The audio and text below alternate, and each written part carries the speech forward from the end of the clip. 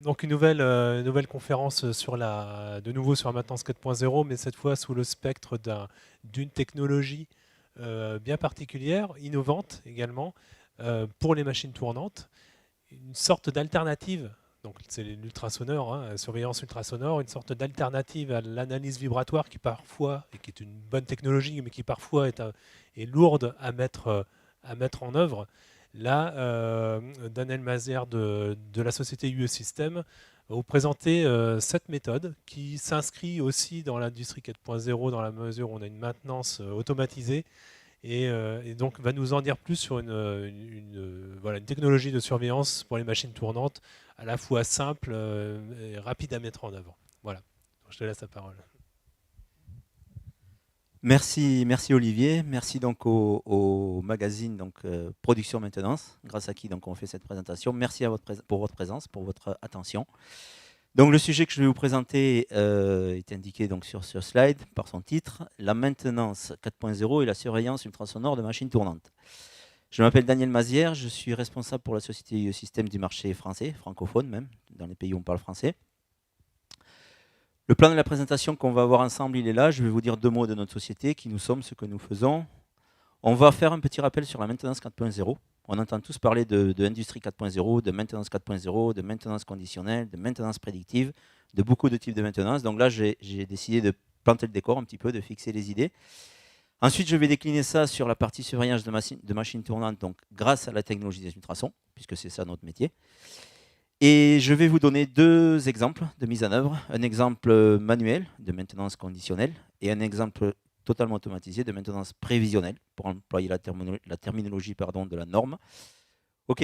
Donc, 2 mots de notre société. C'est une société américaine qui a été créée en 1973 à côté de New York, aux États-Unis, qui a une antenne, un siège aux Pays-Bas pour l'Europe.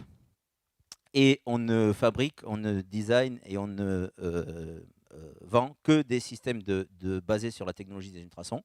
Donc, notamment pour une des applications machine tournante et maintenance 4.0. Chacune de ces solutions s'accompagne de 3, ça c'est important, c'est peut-être un peu, je veux pas être trop commercial dans cette présentation, mais chacune de ces solutions s'accompagne de ces 3 piliers: matériel, formation sur site et accompagnement.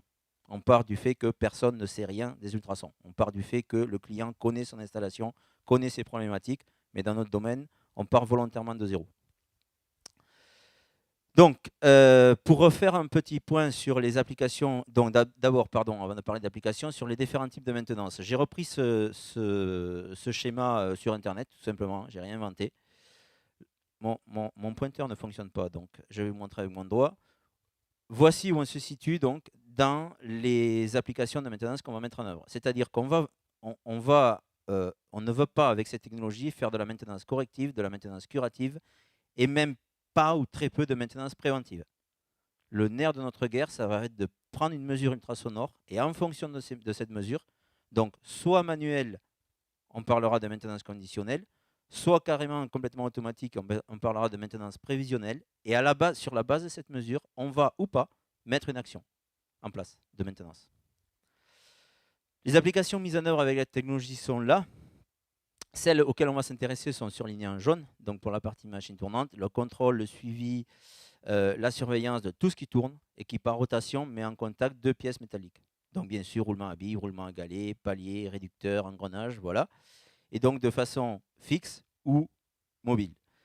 Les autres applications qu'on met en œuvre sont décrites également, hein, avec le même type de système. On peut faire de la recherche de fuite externe, de la recherche de fuite interne et de l'inspection d'installations électriques, ce qui est un petit peu surprenant même pour les électriciens, parce que faire le lien entre un défaut électrique et le signal ultrasonore que l'on détecte, c'est là la quintessence, si je peux dire, et la subtilité de la techno. C'est, on nous dit souvent, qu'est-ce qui, dans les systèmes électriques, génère un signal ultrasonore qui vous permet de dire si oui ou non vous avez un défaut, et si défaut il y a, quel est-il?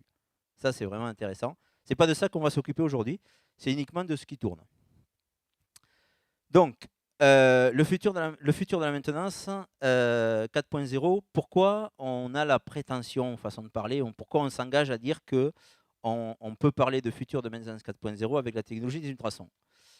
La raison se trouve dans cette courbe que les Anglais ou les Américains appellent PF curve, Point to Failure Curve, c'est-à-dire quel est le point à partir duquel je vais avoir une défaillance.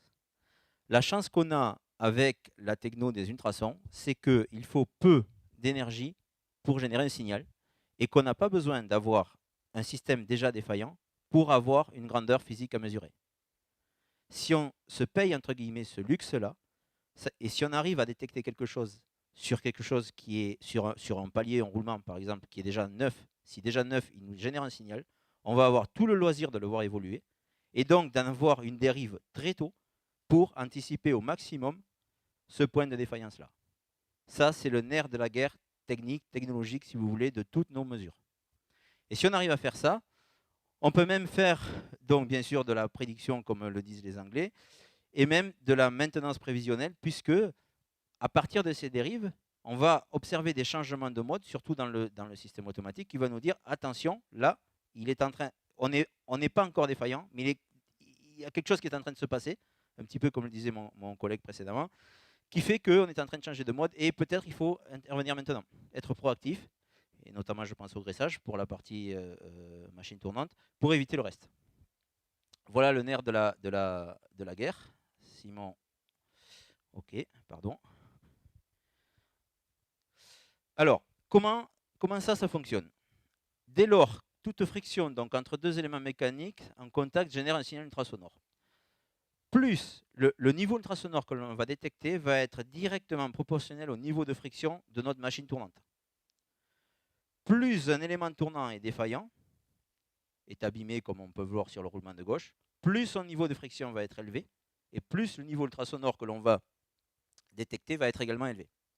Ça, c'est la façon dont on va détecter. Ceci, on peut le faire soit de façon mobile, comme vous le voyez sur les photos là, avec ce type d'appareil, avec deux types de capteurs, comme notre tournevis de l'époque, un capteur qui se met là-dessus, ou un capteur aimanté. Je ne sais pas si vous m'entendez. Vous m'entendez? Super. Ou un capteur aimanté qui permet de faire des rondes d'inspection, comme on peut le faire en analyse vibratoire. Pour les points inaccessibles, on a ce type de capteur qui peut se fixer sur les paliers et venir se plugger sur l'entrée de l'appareil pour faire la même mesure. Quand on a fait ça, avec cette solution hard vient une solution soft qui permet, comme en analyse vibratoire, là on n'a rien inventé si je peux dire, de créer des rondes d'inspection pour mettre en place, notamment sur les points critiques, des suivis de ce type-là. Alors, je dis on n'a rien inventé, par contre il y a une différence fondamentale par rapport à l'analyse vibratoire, c'est qu'on n'a pas besoin de savoir ni d'avoir la capacité personnelle, ni d'avoir la capacité informatique d'analyser un spectre pour dire si je suis dans une zone, on va dire, de fonctionnement normal, une zone de préalarme ou une zone d'alarme. En ordonnée ici, je vais avoir l'intensité ultrasonore mesurée en décibels, exactement comme je mesurerai un son en décibels, qui, elle, va être, comme on vient de le voir, directement proportionnelle à ce niveau de friction. C'est ça mon donneur d'ordre. Je ne vais pas m'embarquer dans de grandes analyses spectrales, dans de grandes analyses FFT ou je ne sais quoi de signal vibratoire ultrasonore, tant que je ne suis pas là. Et ça, pour faire ça, j'ai un scalaire à mesurer, dont je vais vous montrer une petite vidéo tout à l'heure, qui est la valeur en dB mesurée sur le palier en question. Ça, c'est vraiment le nerf de la guerre, qu'on le fasse de façon manuelle, comme on vient de le voir là, ou de façon automatique par rapport au système que je vais vous présenter. Ça, c'est vraiment le nerf de la techno. Donc, la méthode de mise en place, qu'est-ce que c'est? C'est d'identifier, donc bien sûr, dans vos installations, tous les éléments que je souhaite suivre, en commençant par les plus critiques, bien sûr, de créer une ronde d'inspection dans le logiciel qui va bien, qui est fourni avec la solution, c'est-à-dire que je crée une arborescence vierge au départ de tout ce que je veux suivre, je donne un nom à chacun des points que je veux mesurer, d'exporter cette ronde-là dans l'appareil, ou dans le système automatique que je vais vous montrer, et ensuite de venir faire de la collecte de données, de venir mesurer les points en question. Voilà la méthodologie. Alors, on associe dernièrement, comme ça se fait en analyse vibratoire, des pastilles. Qu'on fasse la mesure sur une pastille ou directement sur le palier, c'est la même chose. La seule chose dont on s'est aperçu, c'est que quand on identifie les points, surtout de manière physique comme ça, quand les gars font leur ronde, surtout quand ça change, le gars, il loue, à moins que, je sais pas moi, que la machine ne fonctionne pas ou qu'il ne sache pas qu'il y a une machine à cet endroit-là, quand il voit ça, même s'il ne connaît pas forcément très bien l'installation, s'il est nouveau, si, quand il voit ça, il va venir prendre une mesure. À ceci va s'associer un nombre de points sur l'appareil qui fait que s'il arrive à, s'il mesure le bon point au bon endroit, il va prendre la bonne mesure sur le bon point. Donc voilà, pardon, ça ne fonctionne toujours pas. Alors, pour la partie capteur fixe, ce qui se passe aussi sur les points qui ne sont pas accessibles, c'est que très souvent, là je pense à des machines caractérisées, à des équipements qui ne sont pas accessibles, qui sont difficiles d'accès. Très souvent, en fait, sur ces mêmes équipements, on a plusieurs points à tester, plusieurs points à mesurer. Donc, le parti qu'ils ont pris chez nous, c'est de créer une petite box comme ça. C'est juste un boîtier avec un boîtier sélecteur auquel je viens connecter différents capteurs comme ça, entre 8 et 12. Et je viens faire l'acquisition via le sélecteur des différents points qui correspondent à un point sur mon appareil. Rien qu'en tournant mon sélecteur, je viens acquérir les données des différents points de mesure sur ma machine. Une petite vidéo qui illustre ceci, puisqu'on a du son. Alors, ce que l'on fait, chose que j'aurais dû vous dire au départ, c'est que oui, on vient mesurer un niveau ultrasonore. Oui, on mesure l'intensité en décibels. Mais ce qu'on fait également, c'est qu'on va venir connecter un casque d'écoute à tous nos appareils, qui fait que l'utilisateur va avoir une image audible de ce que l'appareil est en train de mesurer. Pourquoi on fait ça? C'est le tournevis de l'époque à une fréquence bien particulière. Pourquoi on fait ça? Parce que, en principe, les gens qui font ces rondes d'inspection, ces acquisitions dans les usines, sont des gens qui connaissent leurs installations, qui sont des mécaniciens, et qui, à la signature sonore, au-delà de la valeur en dB, vont déjà vont savoir ce qui se passe dans leur palier, et quand ils vont écouter, vont déjà identifier sur le terrain si oui ou non je suis en présence d'un palier fonctionnel qui commence à s'envoyer un petit peu en l'air ou qui est vraiment défaillant. Et ce que les gars vont écouter dans le casque, ça ressemble à ça.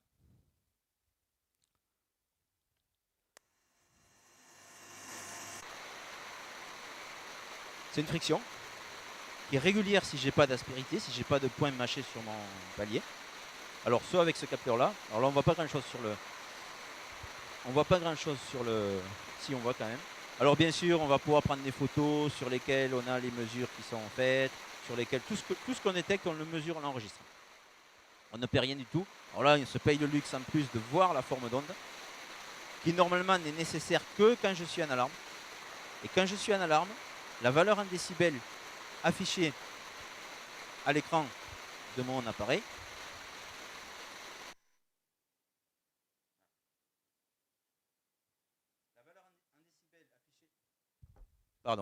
la valeur en décibels affichée à l'écran de mon appareil, c'est quand je suis en alarme, niveau d'alarme qui sont directement dans l'appareil puisque transmis depuis le logiciel, ça s'affiche en rouge.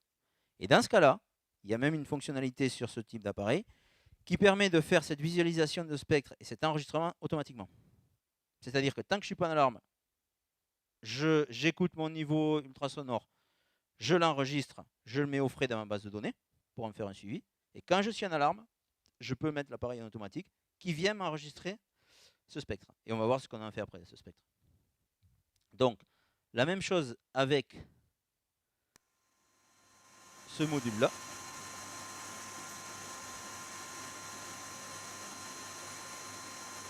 Ça, dans notre jargon, on l'appelle cétoscope. C'est-à-dire que quand je fais des tournées, des rondes d'inspection, je vais utiliser le module aimanté pour mesurer toujours la même chose au même endroit, de la même façon. Lui, je m'en servirai plus pour faire du diagnostic. C'est-à-dire que j'ai un doute sur tel palier, sur tel roulement, hop, je viens avec lui pour écouter. En principe, de toute façon, tout est dans la valise. Quand j'ai l'un, j'ai l'autre. Donc, voilà pour la partie prise de mesure manuelle. Alors, quand on parle de maintenance 4.0, on parle, comme le disait mon collègue tout à l'heure, d'usine connectée, d'industrie 4.0 et quelque part de système asservi qui, par une collecte automatique de données, par des mesures automatiques de données, pourra au moins nous faire remonter des informations qui seront traitées, comme le disait mon collègue, d'une manière ou d'une autre, qui ces informations vont venir me donner des indications très précieuses sur l'état de santé et surtout sur les dérives de mes installations. Tout ce que je viens de vous raconter là, qui se fait jusqu'à aujourd'hui de façon, je ne vais pas dire quasi systématique, mais qui se fait aujourd'hui, oui, très souvent de façon manuelle. Le but de cette présentation, c'est de vous présenter l'équivalent de ce système manuel en automatique. C'est-à-dire que je vais venir instrumenter, donc plugger des capteurs comme ça sur les paliers qui vont bien, sur les paliers qui m'intéressent, et que ces capteurs, au lieu de les relier à cet appareil et de venir prendre des mesures à fréquence donnée, à période donnée, je vais les relier à un boîtier intelligent. Ah, mon truc ne marche pas. Je vais les relier à un boîtier qui va être piloté par le même logiciel qui contient les données dans lesquelles j'ai amené tout à l'heure, à qui je vais dire, monsieur le boîtier, monsieur le forecast pour prévoir en anglais. Les Américains ne se cassent pas la tête pour donner des noms aux produits. Ce boîtier va être paramétré et piloté par le logiciel, et je vais lui dire, sur ce palier-là, sur ce capteur-là, tu vas venir me faire une acquisition tous les jours, toutes les semaines, tous les mois, tous les 2 mois, tous les 3 mois. Oups. Si c'est tous les 3 mois, en principe, je n'ai pas besoin de boîtier comme ça. Quand on parle de boîtier automatique, c'est que j'ai des équipements critiques qui ont besoin de l'acquisition permanente. Et quand tu es en alarme, à partir d'un seuil que je te paramètre, tu me fais exactement la même chose que ce que lui faisait. C'est-à-dire que tu viens automatiquement m'enregistrer le spectre. Tu m'envoies un mail pour me dire, par exemple, il y a d'autres façons d'alerte, pour me dire que tu es en alarme. Et puisqu'en fait, avant d'être en alarme, il y a même un seuil de préalarme que je paramètre, que je vais vous présenter, à partir duquel tu as enregistré ce spectre, je vais pouvoir, moi, avec ce que tu as enregistré, venir attaquer ta mémoire, monsieur le boîtier, pour voir exactement ce qui s'est passé à partir du moment où ça a commencé à dériver. Le but de ça, c'est d'être prévenu en temps réel le plus tôt possible pour éviter le plus possible le point rouge, la casse qu'on a vu tout à l'heure. Le but de notre techno, de toute cette stratégie, de tout ça, c'est vraiment, j'y reviens parce que c'est super important, il ne faut pas perdre de vue ça, c'est d'éviter la casse. Je ne veux pas subir, je veux subir au moins possible des casses. L'intérêt de l'ultrason pour ça, c'est de détecter tôt parce qu'il faut peu d'énergie pour créer notre signal. La preuve, c'est que même sans défaillance, je capte quelque chose. Une fois que ça c'est dit, il faut que je puisse mettre en place le système de capteurs et de mesures automatiques ou manuelles pour pouvoir me permettre de mettre ça en œuvre. Donc, ce type de boîtier, c'est là où on arrive dans la maintenance connectée. Comment ça marche? Juste comme ça. Alors, il y a beaucoup de... Ça, c'est la partie visuelle de tout ce que je viens de vous raconter. C'est-à-dire que je vais venir plugger mes capteurs qui sont avec des pastilles collées, comme vous savez déjà certainement, sur mes roulements qui vont bien. Ces capteurs, de façon filaire, je précise pour le moment, en tout cas, on n'a pas de connexion Wi-Fi entre les capteurs et le boîtier. Et c'est volontaire. On pourra discuter de la raison plus tard. Je viens plugger ces capteurs au boîtier. Et ce boîtier, pour faire simple, je viens le plugger sur un PC. Alors après, je vais vous détailler la façon d'installer ça pour pouvoir mettre en place ces runs d'inspection, mettre en place le même type de suivi et enregistrer des spectres si défaillance il y a. Uniquement si défaillance il y a. Donc ça, c'était juste la partie visuelle de ce que je viens de vous présenter. Donc sur ce type de boîtier, vu qu'il y a une mémoire, on ne peut pas lui connecter par boîtier plus de 4 capteurs. Parce qu'en fait, il fait tout ça en automatique. Il y a une mémoire interne qui... on a fait des tests et des retests qu'il est très difficile de remplir. Par contre, si je connecte beaucoup plus de capteurs, il va me falloir un disque dur ou un serveur carrément sur le boîtier. Ce n'est pas le but, puisque le boîtier il est dans l'usine. Après, on va voir ce qu'on fait des données. Donc, ce boîtier, par contre, je vais avoir besoin sur place soit d'un émetteur Wi-Fi, soit d'une connexion Ethernet pour le relier à un serveur ou à un PC industriel. Et ensuite, d'un ou de plusieurs logiciels, je peux être en Chine ou en déplacement et venir attaquer le serveur sur lequel j'ai le logiciel parce qu'il va y avoir une alarme qui va m'envoyer par mail, par exemple, et venir voir ce qui s'est passé sur ce point-là depuis tout PC connecté à Internet.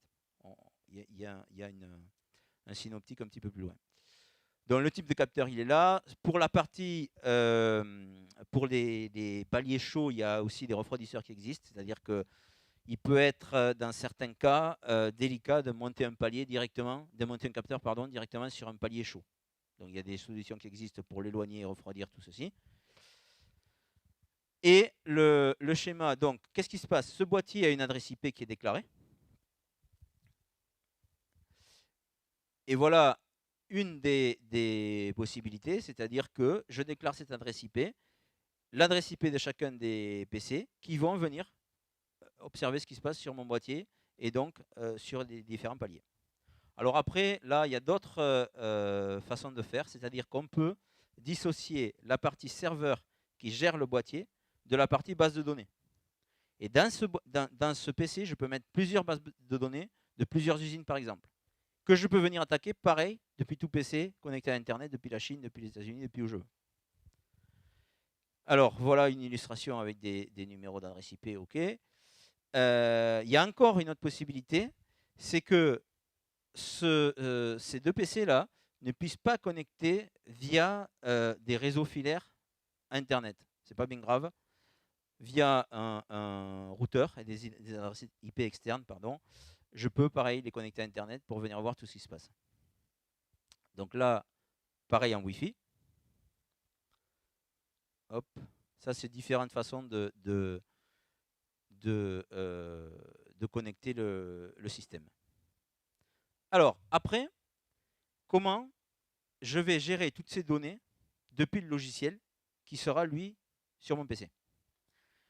Comment je vais gérer toutes ces données depuis le logiciel? On va hiérarchiser et créer une arborescence pour chacune des installations où ce système va être installé, qui va ressembler à ceci. C'est-à-dire que on va, depuis ce logiciel, déclarer une usine, déclarer une application, déclarer un groupe de machines, et dans ce groupe de machines, différentes machines, et sur ces machines, différents points de test.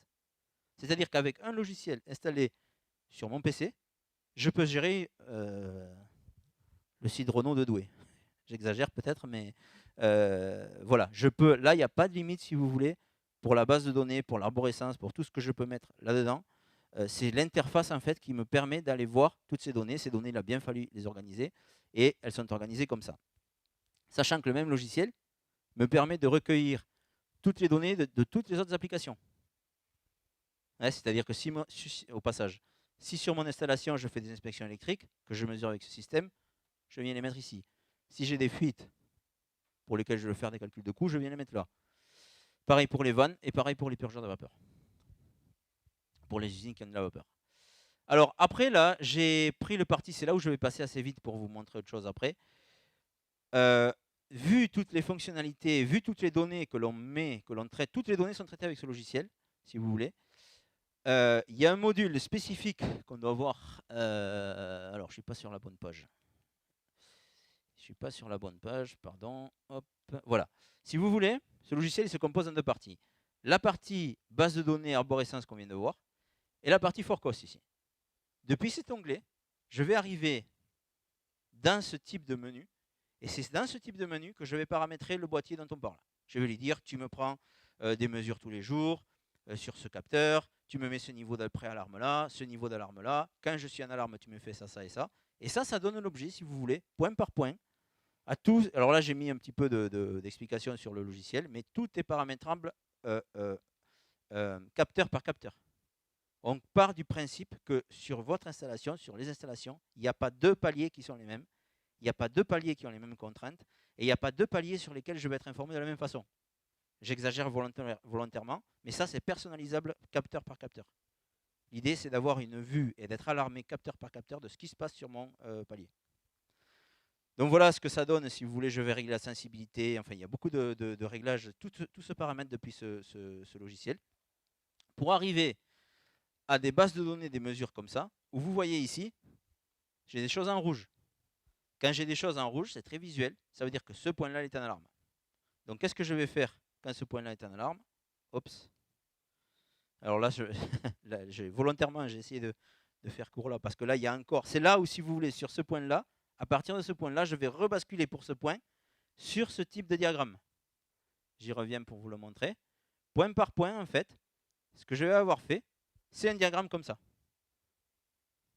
Allez, on le voit encore mieux. On le voit encore mieux ici. Voilà. Pour chacun des points pris par le forecast, je vais avoir généré un diagramme comme ça.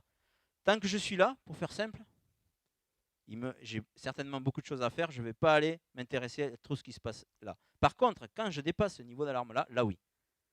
Et ce point-là, typiquement, cette mesure, c'est-à-dire allez, 50 dB à la louche sur mon axe des ordonnées ici, ce point-là, c'est 50 dB, c'est ce fameux point en rouge qu'on vient de voir sur mon arborescence ici. Oups, où est-elle? Voilà. Avec ici une petite icône avec un spectre, où il m'a pris le spectre. Alors si j'avais fait les choses comme il faut, vous voyez ici, j'ai des points avec des spectres et des points avec sans spectre. Typiquement, ceux-là, là, je suis certain sur ceux-là, si j'ai paramétré les choses comme il faut, d'être en zone verte. Je ne vais pas aller me remplir la base de données, je ne vais pas aller m'enregistrer des spectres quand je ne suis pas en alarme. Ici, je suis en zone rouge, j'ai un spectre, et probablement, ce que j'ai paramétré, c'est de m'enregistrer des spectres quand je suis en zone orange. Puisqu'ici, j'ai rien sur cela et j'ai des spectres. Ou alors, pour des raisons particulières, je lui demandé d'enregistrer des spectres en automatique. Ça, c'est possible aussi. Donc, à quoi ça ressemble installé? Alors, je voulais là utiliser la connexion Internet parce qu'on a un système comme ça installé dans nos locaux sur lesquels on peut prendre la main via une connexion Internet. Je peux prendre la main sur le logiciel là-bas, avec une webcam, vous montrer ce qui se passe, c'est-à-dire lancer la machine, lancer l'acquisition, tout ça. À part qu'on est tributaire ici de la connexion Internet et que j'ai essayé, enfin, je sais pas, il y a un débit, si vous voulez, qui va pas aller. Donc, ce que j'ai fait, c'est que j'ai demandé à ce qu'on me fasse des vidéos qui vous montrent un petit peu ce système-là en action. Donc voilà, c'est juste un boîtier. Ce qui compte, c'est ce qu'il y a dedans et son paramétrage. Alors sur le même système, on a plusieurs boîtiers. Vous avez vu le boîtier de tout à l'heure. Et qu'est-ce que je viens faire? Je viens mettre via des pastilles collantes le capteur qui va bien sur le palier que je souhaite, on le voit bien ici, que je souhaite mesurer. Capteurs qui sont associés là elles n'y sont pas, d'une protection, on la met pas, mais il y a une protection qui se met là-dessus. Donc voilà pour cette petite vidéo. Et ensuite, ce que je veux vous montrer, c'est que quand même, si j'ouvre ce petit boîtier, j'ai, pendant qu'une mesure est en train de se faire, l'intensité en dB qui fait l'objet de mes valeurs en ordonnée, que je mesure, l'équivalent de cette intensité mesurée en manuel avec mes systèmes. Je peux l'avoir sur un petit afficheur sur mon boîtier. Bon, voilà, c'est... Ça, c'est la même chose. Est-ce que je suis dans les temps? Super. Même suspect, tu es en avance. Alors, Incroyable. Incroyable. et justement, on va prendre le temps de prendre des questions. Bon, moi, j'en avais quelques-unes peut-être pour chauffer un peu la salle. Non, le terme est fort. Tu parlais de capteurs filaires et pas de capteurs Wi-Fi. Alors, tu peux nous expliquer pourquoi? Pourquoi? Dès lors que, et même ici, excellente question. Et même ici, ça fonctionne bien ici, sur un salon, et encore, ça fonctionne bien chez nous. Dès lors que vous mettez ça dans une usine, vous allez être tributaire pour la transmission des données, et particulièrement si ces capteurs, si cette partie Wi-Fi, on la mettait là, vous allez être tributaire, on va être tributaire de la transmission des données du capteur au boîtier dans l'usine. C'est un risque trop important. Il suffit qu'il y ait une cage de Faraday ici, qu'il y ait une fréquence perturbatrice, j'en sais rien moi, quelle autre fréquence que ce soit. Ça veut dire qu'on prend on met toute une armada de systèmes en place pour monitorer en temps réel nos machines pour être alertés quand il se passe quelque chose. Si une connexion Wi-Fi défaillante, peu importe la raison, ne me transmet pas la donnée, c'est dommage de faire tout ça. Là, si vous voulez, on ne prend pas le risque pour le moment. Il y a des choses qui sont en cours de développement. Mais dès lors qu'on parle de Wi-Fi et de transmission de fréquences, il y a beaucoup de problématiques de transmission de fréquences qui arrivent. Et dans l'industrie, il y a des fois ça va marcher très bien, il y a des fois ça va pas bien marcher, et il y a des fois ça va pas marcher, on ne sait pas pourquoi. Voilà un petit peu la raison.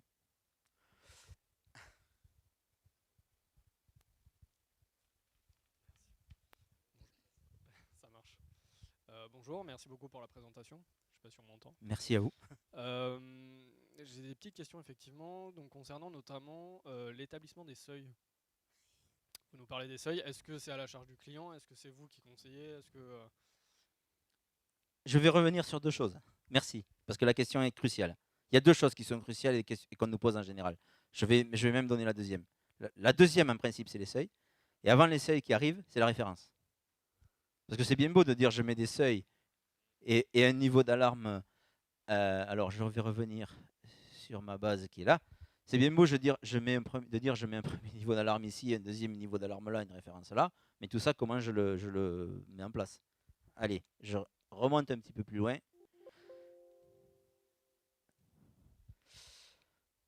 Un bon schéma parle mieux que long discours. C'est-à-dire qu'on part du fait La seule chose que l'on considère quand on implémente ça chez un client, c'est que le client connaît ses installations, ses problématiques et ses critères de détection.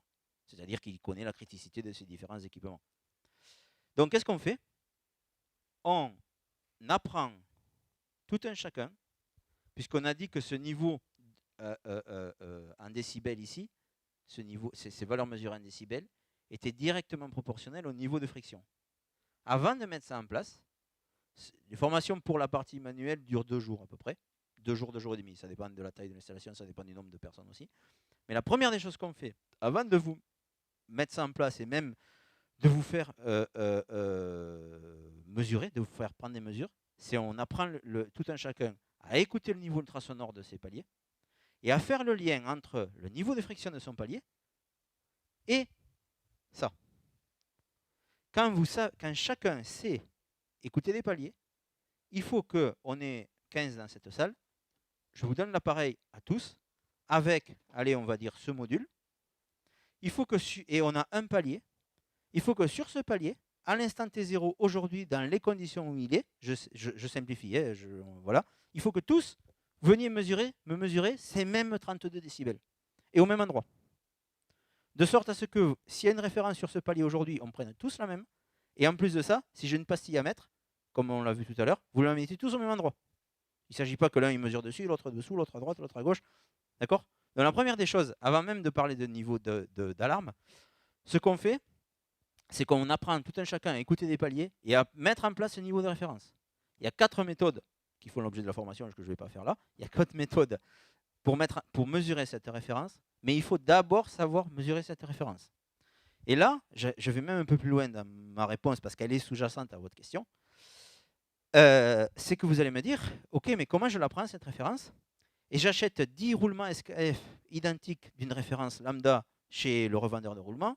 Je les monte, je vais prendre le cas volontairement le plus défavorable, sur 10 paliers identiques, 10 moteurs identiques, qui ont 10 vitesses de rotation identiques, 10 charges identiques, tout est pareil. Et là, on s'aperçoit que on pourrait très bien dire, comme c'est d'ailleurs fait en analyse vibratoire, tel type de roulement à telle valeur de référence, tel autre à telle valeur, blablabla. Quand vous faites ça, il y a 2 écueils. Le premier, c'est que vous êtes certain que vous allez toujours arriver chez un client un jour qui va se trouver avec une référence de roulement dont vous n'avez pas les références. Il y a tellement de roulements qui existent que, voilà, première des choses. Deuxième des choses, les 10 roulements SKF identiques montés sur les mêmes équipements, sur les mêmes moteurs, ils ne vont pas tous, à l'instant T0, avoir 32 dB. On ne va pas passer de 10 à 50, c'est pas ce que je veux dire. Mais vous allez en avoir un qui va avoir 32, l'autre il va avoir 30, l'autre il va avoir 34. Vous voyez ce que je veux dire? Donc, qu'est-ce qu'on fait? On fait du relatif. On apprend tout un chacun. Et si on fait ça, si on vous apprend à pêcher, vous savez vous nourrir. Si on vous donne du poisson aujourd'hui, ok, on vous donne à manger aujourd'hui, mais voilà. Donc, première des choses, c'est celle-là. Deuxième des choses, quand je sais mettre ça en place, ces deltas-là, il y a 2 façons de faire. Alors, où elles sont mes façons? J'en perds le... Hop. Je crois que je les ai même enlevés. Je crois que les ai même... Si vous voulez, pour ces deltas, allez, je vais faire simple. Je pense qu'elles étaient là. Pour ces deltas, sur des roulements à vitesse standard, on vous donne des valeurs génériques. C'est-à-dire que le premier niveau d'alarme, je le mets entre plus 8 et plus 8 dB par rapport à cette référence. Et le deuxième, entre plus 12 et plus 16. Sauf à ce qu'on soit sur la Lune, et sauf à ce que vous ayez des roulements vraiment particuliers, ça va tomber là-dedans. Ce qu'on ne sait jamais, c'est au décibel près, ce niveau d'alarme hyper précis pour chacun de vos paliers. On n'est pas magicien, je veux dire, tant qu'on n'est pas à les mesurer. Donc qu'est-ce qu'on fait? La méthode, c'est qu'une fois que vous savez prendre ça, on vous donne ces valeurs génériques. Sur la quasi-totalité des roulements standards, vous allez mettre ça. Et ça, vous le faites vivre dans le temps. Et j'acquiers des données. Et en acquérant des données, je ne sais pas si c'est français ou en acquérant ou en acquiesçant, je ne sais plus, peu importe, en acquérant des données, voilà, je vais m'apercevoir de 2 choses. Soit que ces niveaux d'alarme demandent à être optimisés, c'est-à-dire être rabaissés ou augmentés. Si je l'ai bien fait au début, en principe, je ne touche pas beaucoup. Soit, deuxième des choses, c'est la période d'acquisition des points. C'est-à-dire que si je ne sais pas moi, je commence ici, allez, en avril 2010 pour finir en août, je crois, si j'arrive à voir sur mon graphique qui est juste une photo d'écran. Si ici, en 8 mois, j'avais tous mes points là, Peut-être qu'au lieu de prendre une mesure toutes les 15 jours ou 3 semaines, peut-être je peux augmenter ça un mois et demi. À l'inverse, si là, je fais le yo-yo beaucoup plus que ça, je me dis, attention, là, il se passe des choses sur ce type d'équipement-là. Peut-être qu'au lieu de prendre une mesure tous les mois, je vais la ramener à tous les 15 jours. Vous voyez? Mais ça, je ne peux le savoir qu'en acquérant des données. On vous donne la méthode, on vous fait prendre la référence, on vous donne des valeurs génériques pour ça, qu'on peut discuter en plus. Hein. C'est plus 8, plus 16, là, ça se... Voilà. Je ne veux pas rentrer dans les cas particuliers, je reste sur les choses générales. Et après, on l'optimise pour que vous ayez le suivi le plus précis possible. Et j'y reviens, on est dans les ultrasons. Si je fais ça comme il faut, celui qui fait ça comme il faut, il n'a pas un spectre à analyser. Même si la fonction spectre, visualisation, enregistrement, tout ça, elle est là-dedans, si je suis ça comme il faut, je me débrouille. Alors attention, quand je dis il n'a pas un spectre, si tout d'un coup j'ai, je sais pas moi, quelque chose qui vient casser mon roulement, un événement extérieur qui fait que j'ai un roulement, et ça arrive, hein, un choc mécanique, je sais pas quoi, qui fait que mon roulement s'envoie en l'air tout d'un coup sans avoir une dérive, oui, je peux me retrouver là, même plus haut. Là, ça va me servir de savoir l'analyser, pour connaître la cause origine. Mais si je fais des suivis réguliers, que j'établisse bien mes références, qu'on vous fait faire une fois de plus, plutôt que de les acquérir et de les copier-coller, parce qu'il y a autre chose, c'est que quand vous avez des références d'un palier donné par tous les fabricants de roulement, ils vous donnent la référence de ce roulement travaillant dans ces conditions qui ne sont jamais les conditions que vous avez, premièrement. Et deuxièmement, vous achetez 10 roulements différents, ils vont tous avoir une signature particulière propre aux conditions dans lesquelles il est.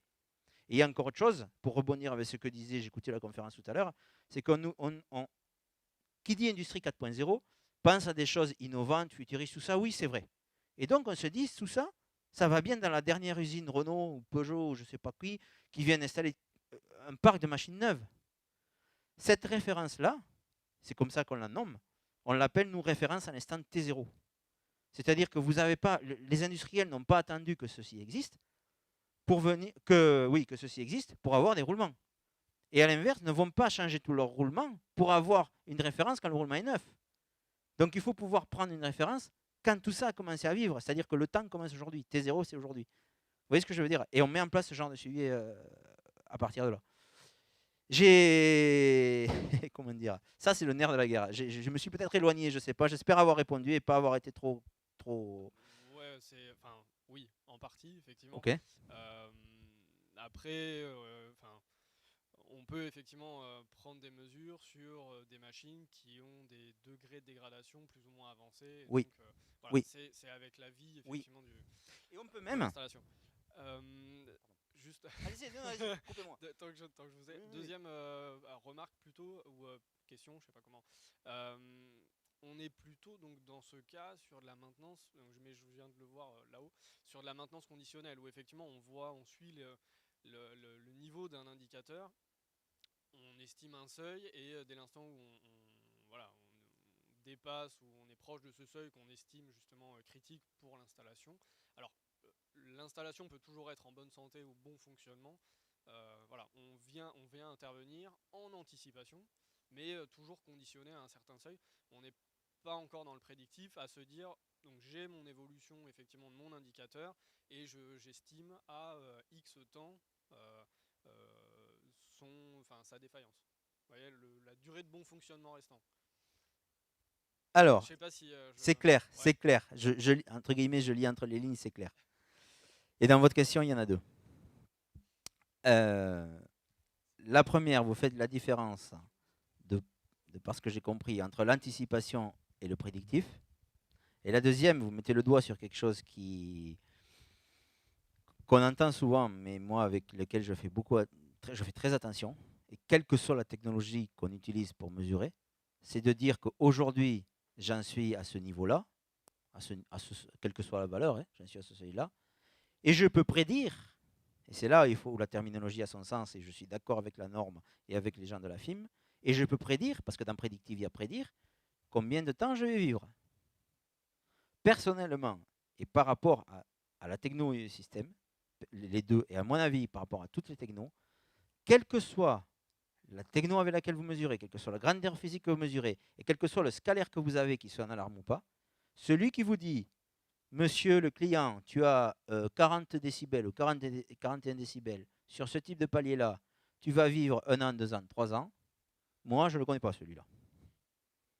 ça, pour moi, c'est, excusez-moi pour le terme, c'est pipeau.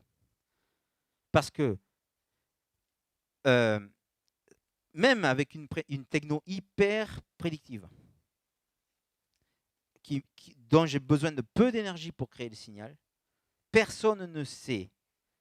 Hein, vous avez tous vu des courbes en baignoire d'usure d'équipement. Tout ça, ça va être vrai dans la mesure où je suis dans le creux de la courbe. Or, si je ne connais pas exactement la date de montage de mes paliers, de mes roulements, et là, à moins que j'ai un suivi vraiment, celui qui vous dit ce roulement-là, je l'ai monté, ça peut arriver, hein, d'accord, et que je connaisse les deltas là, de ces courbes en baignoire, et que je puisse savoir où j'en suis dans ma courbe en baignoire, est-ce que j'en suis à sa période de mortalité infantile, là où il est encore tout neuf en train de se roder, où oui, j'ai des probabilités qu'il casse. Est-ce que j'en suis dans sa période de vie, quand il est en vitesse de croisière, là où là, il peut durer 10 ans, ou est-ce que j'en suis à la fin de sa vie parce qu'il a tellement tourné que voilà, ça je ne le sais pas. Donc, la prédiction de temps de fonctionnement et de temps de vie de l'équipement pour pouvoir la donner de façon complète, ça ne suffit pas. Et quel que soit le moyen de mesure que j'utilise, je pense, et d'autant plus si c'est des moyens qui détectent tard. D'accord ?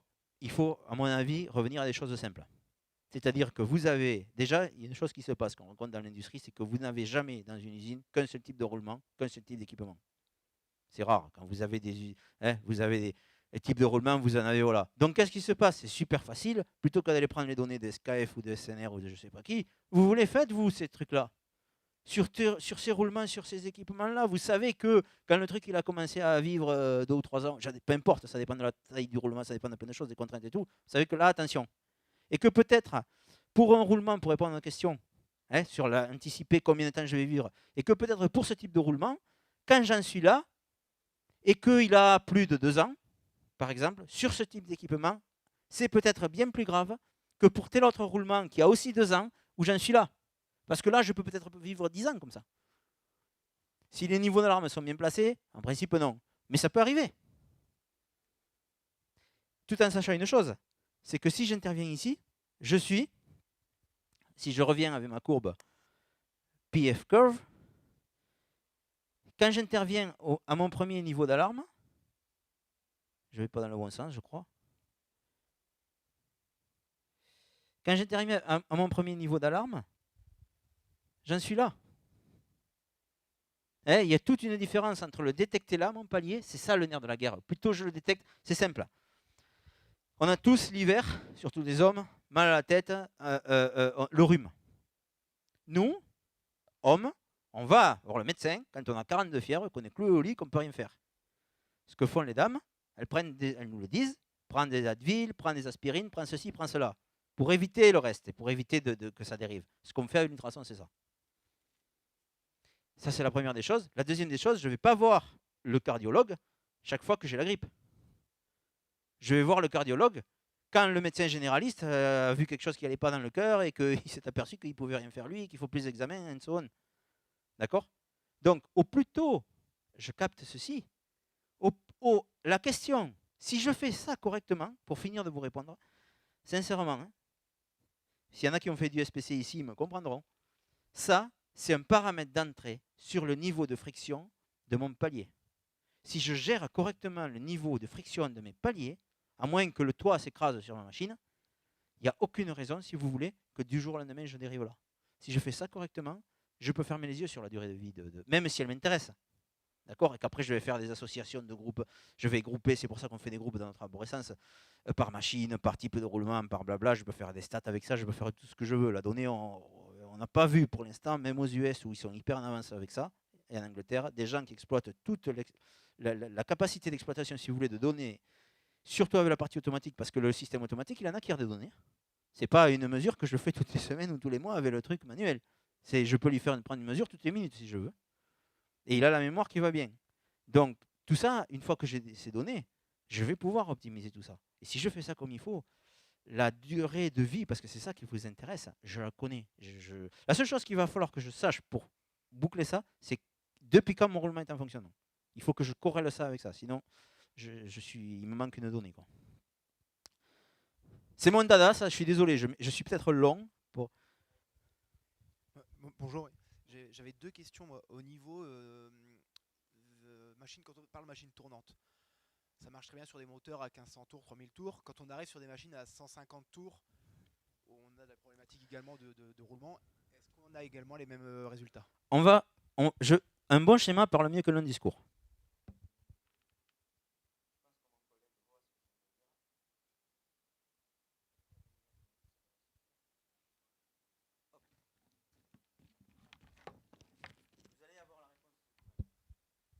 Est-ce que ça s'applique aussi pertinemment sur toutes les machines tournantes en fait?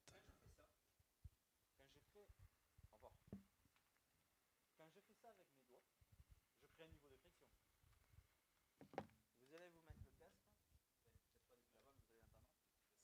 Ah, alors attends. Tu sais quoi? Voilà, tu m'interviews. Quand je fais ça avec mes doigts, j'ai tout mis à fond là, et donc oui, j'ai la sensibilité au maximum, tout ça. Je crée assez de friction pour générer un signal et le mesurer. Vous voyez ce que je veux dire? La difficulté, merci. La difficulté des faibles vitesses de rotation, l'analyse vibratoire, c'est une super technologie. Vous pouvez faire, en analysant des spectres, vous pouvez tout savoir d'une chaîne cinématique. Mais il y a deux choses, c'est que je ne peux analyser que quand j'ai détecté. Et si je tourne trop doucement ou assez doucement pour que je ne génère pas de signal, ou que je génère un signal quand j'ai 4 billes carrées et 3 bagues cassées dans le palier, ça me fait une belle jambe de mesurer un truc. La chance qu'on a avec l'ultrason, c'est qu'il me faut peu d'énergie pour créer le signal. Ok, merci. Et l'autre question que j'avais, c'était par rapport à entre le mode manuel et le mode automatique. Enfin, vous allez me dire, ça doit dépendre de beaucoup de choses, mais est-ce que vous avez des études pour dire à partir de tel prix de roulement et tel coût de la casse, c'est rentable? Ah, alors, excellent. Parce que la question, c'est en ces termes qu'il faut se la poser. On ne va pas aller instrumenter. Tout le monde nous parle de maintenance 4.0. C'est dans l'air du temps, d'industrie 4.0, blablabla. Je vais vous le dire à ma façon. Je ne devrais pas la dire comme ça, mais je me mets à votre place. Je suis à votre place. Moi, ça m'est égal de la façon dont on appelle la maintenance. Et ça m'est égal ce qu'on fait. Et ça m'est même complètement égal la technologie ou le système qu'on me propose, que j'utilise. Le seul rôle de la maintenance, c'est d'éviter de la casse. Et de prévoir des changements de mode. Jusqu'à il n'y a pas si longtemps encore en France et en Europe, un technicien, un ingénieur de maintenance travaillait quand j'ai une casse, j'ai un rééquipement, je me retrousse les manches, je me mets de la graisse jusqu'au coude. J'interviens un jour, 2 jours, je vais chercher la pièce à l'aéroport qui me coûte un fric fou, ok, et je rends la machine. Aux États-Unis, quand vous faites ça, une fois, le gars il perd son bonus pour la fin d'année, la deuxième fois, il perd son poste. C'est too much de l'autre côté. Mais c'est exactement ce qui se passe. La réponse à votre question, c'est deux choses. Et d'un, le coût de la minute, parce qu'il y a des industries où ça se chiffre en minutes, ou de l'heure d'arrêt de production, c'est le coût de l'équipement et le coût et la criticité de l'équipement qui casse. Et c'est la priorité que je donne, et je dirais les conséquences sur le reste de la logistique de l'usine et notamment de la chaîne de production. Si j'ai un équipement unique dans une ligne de production qui, s'il s'arrête, j'arrête cette ligne, j'en arrête 2 autres derrière, et que ça me coûte 3 000 €, j'en sais rien moi, ce que c'est le cas hein, dans l'industrie automobile, on a des chiffres, si vous voulez, où la minute d'arrêt, c'est entre 2 et 3 000 €. C'est plus de 2 000 €. Et là, oui, il y a des forts costs partout, il y a des centaines et des milliers de capteurs instrumentés, oui. Maintenant, si j'ai un rouleau qui transporte mes cartons même si c'est du cognac ou du champagne en bout de ligne, parce que le gars il vient les prendre avec le transpalette pour les mettre sur le camion, même si j'ai un roulement qui se grippe, ça ne change pas la face du monde. Vous voyez ce que je veux dire? Donc, nous, là-dessus, on n'est pas... C'est pour ça que j'ai commencé par la partie manuelle. Il faut être pragmatique et adapter les moyens aux besoins, quoi, et la méthode aux besoins. Je vous donne un peu une réponse de Normand, mais il n'y a pas de... J'espère qu'il n'y a pas de Normand ici, mais... Il faut vraiment adapter. Et il ne faut pas aller je pense. Il faut vraiment faire l'étude avant de mettre en place. Quoi. Ouais. Je peux vous... Allez, pour vous l'illustrer, parce que vous aimez bien les exemples. L'industrie automobile, particulièrement, la pharmacie, ce genre d'industrie où déjà il y a des moyens, il y a des budgets, parce que tout ça c'est bien beau, mais il faut le mettre en place. il faut former les gens, il faut le suivre, voilà, une fois que c'est en place, ok, mais il y a un petit investissement au départ quand même. Mais ce type d'industrie où il y a des budgets et où le coût du produit ou le coût de la minute d'arrêt de prod est cher, ils ne réfléchissent pas 2 heures. Franchement, hein, ça paye peut-être un an pour aller les voir faire des démos patati patata. En fin d'année, ils vous commandent 20 et ils mettent 1000 encore, je dis un exemple. Mais après, voilà. Après, ça, c'est la grosse industrie. Pour des industries peut-être moins contraignantes, vous pouvez avoir 1 ou 2 forecasts comme ça sur des équipements critiques. Parce que celui-là, s'il s'arrête, je casse tout, j'arrête tout. Et que ça me coûte moins cher de mettre ça. Ça ne vaut pas non plus, c'est moins cher qu'un vibratoire, ça. Et il faut moins de compétences pour l'exploiter. C'est ça l'intérêt. Mais ça vaut peut-être le coup, à ce moment-là, ça, si vous voulez, on le calcule au cas par cas.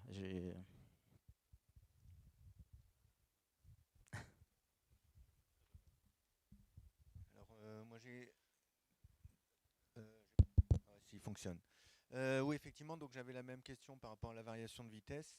Je voulais savoir s'il pouvait fonctionner aussi en événementiel, c'est-à-dire que sur certaines machines, on a des fois des coûts, et avoir, je veux dire, la possibilité de remonter cette information sur de l'événementiel, parce qu'on sait que des coûts sur certains axes, sur voilà, des événements extérieurs peuvent générer des pannes par la suite.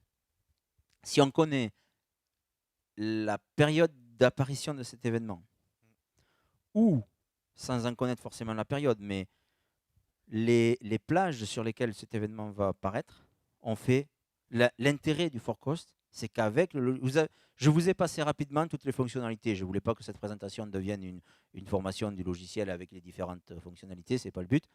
Mais l'intérêt de ça, c'est que même sur le même forecast, hein, vous connectez 4 capteurs et vous avez, je ne sais pas moi, 2 capteurs connectés sur une partie d'équipement qui a tel type d'événement qui apparaissent tous les temps ou sur ces plages-là, et les 2 autres sur autre chose, vous paramétrez ce que vous voulez là-dedans, sur les périodes d'acquisition et sur les niveaux d'alarme.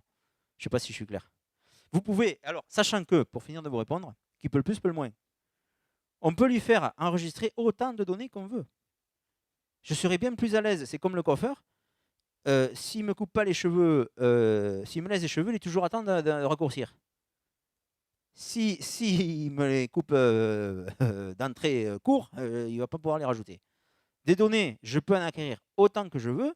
Si j'en ai la moitié ou les 3/4 ou les 90% qui ne me servent à rien, je change les fréquences. Vous voyez ce que je veux dire? Et en plus, vous apprenez, comme le disait tout à l'heure mon collègue, le mode de fonctionnement, c'est de l'intelligence artificielle quelque part. Vous apprenez la façon liée à vos événements ou pas, dont se comportent vos machines. Je ne sais pas si je réponds. Oui, je pense que c'est un capteur dédié que vous mettriez en place pour mesurer des impacts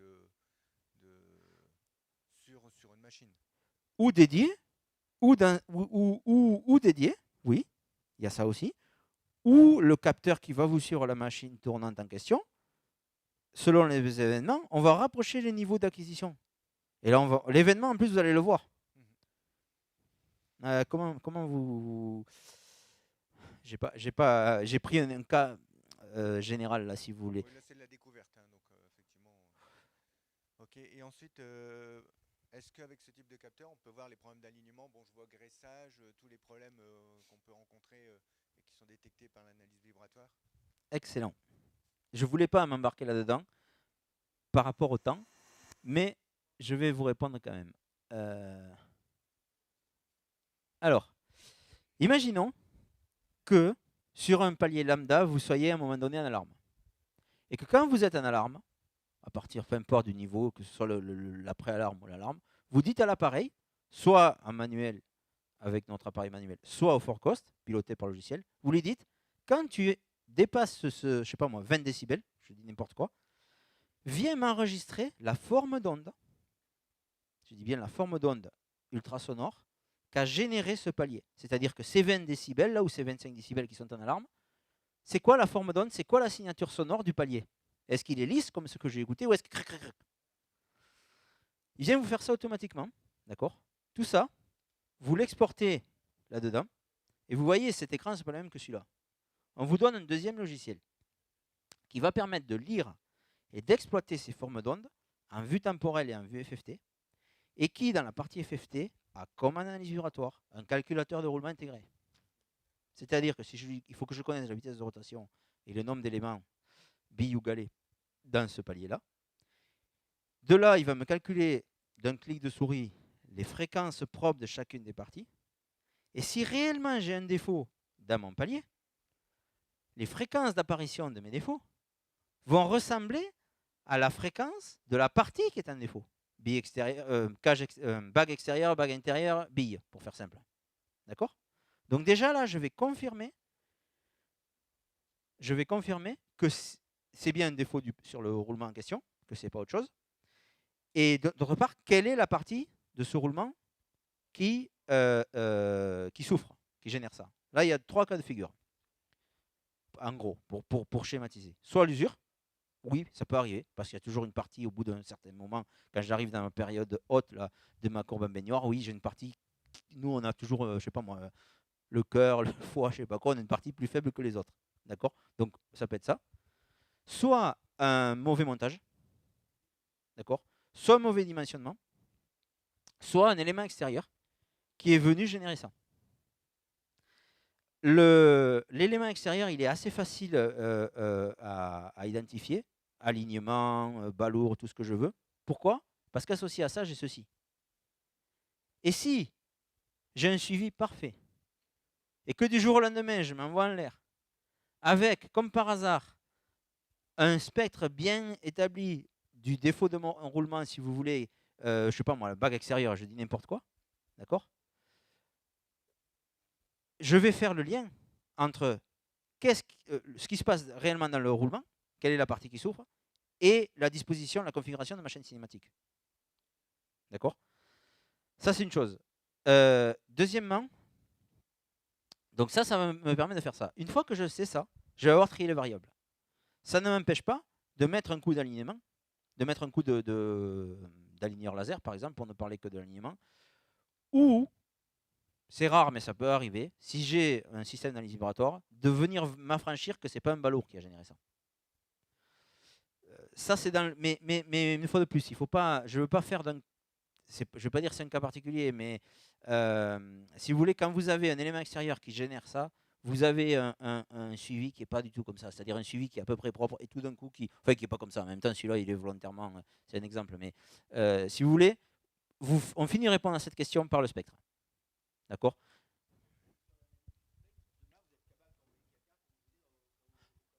Alors, c'est là où arrive notre. J'y reviens. Hein. Je l'ai rajouté exprès, ce slide-là. Vraiment, je le mets sous les yeux parce que. Ouais, non. Alors, je précise là. C'est ça, c'est notre. On n'est pas, nous, une multinationale à avoir des. Par contre, je ne vais pas dire le peu, mais ce qu'on veut, si vous voulez, c'est 2 choses. Et d'un, que le client maximise l'utilisation parce qu'il y a beaucoup d'applications du système. Et de 2, que quand il trouve une défaillance, il ne se trouve pas comme une poule devant avec un couteau sans savoir quoi faire. Donc, tout client qui a acheté le matériel, qui a fait la formation, ça peut ne rien lui coûter puisqu'il y a la partie agrément de formation, a droit à 2 choses. C'est autant de licences qu'il veut des 2 logiciels, que ce soit pour le système manuel ou le système automatique, et tout notre support. Et c'est la raison de la présence de mon collègue ici. Et c'est la personne qui fait la formation, qui, vous avez son mail, son numéro de téléphone. Ce qui est sympa, c'est que tout ce que vous mesurez avec ça, vous l'enregistrez. Un mail, vous l'envoyez. Alors là, on a même innové. Ce qu'on faisait avant, ça n'arrive pas, soyons clairs, hein, il n'y a pas un palier que je ne sais pas analyser ou un défaut électrique, parce que c'est les 2 applis où il y a de l'analyse à faire, tous les jours.